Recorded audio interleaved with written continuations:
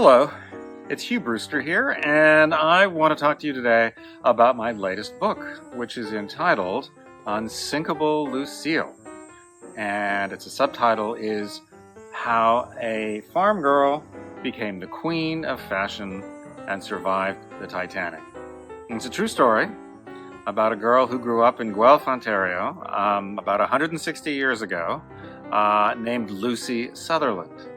And she eventually went to England as a teenager, knew how to sew clothes, because in Guelph, back in those days, you had to make your own clothes, and she knew how to sew.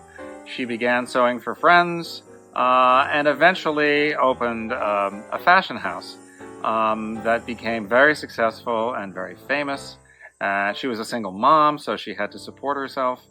And it's a quite incredible story. And of course, she eventually opened a salon in New York, and that became so successful that when she was living in Paris, having opened a successful salon there, she got a telegram saying, "You need to come to New York.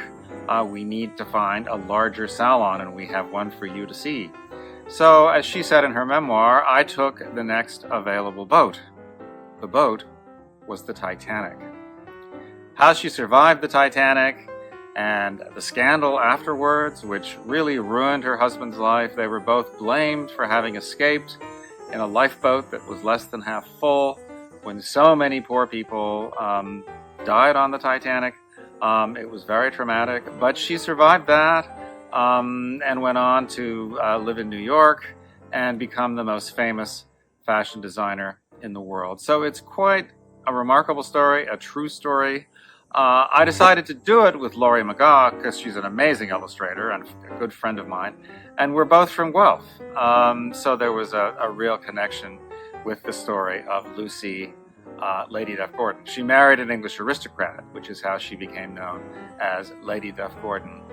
So that's why we decided to write this book about her, and it's not only an incredible story, it is also a story that I hope young readers will find to be inspiring, because no matter the hardships that she faced, being a woman at a time when women were expected to stay at home, and she started a business, all the things that she did, surviving, blame and scandal, it's an amazingly inspiring story, and that's why we call her Unsinkable Lucile, because she wouldn't allow things to sink her.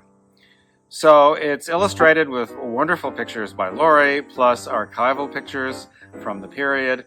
And we will be giving talks about this book this fall in schools and libraries. So we hope to see you and come and talk to you about the amazing life of this remarkable woman. So thanks for listening, and hope to see you all soon. Take care.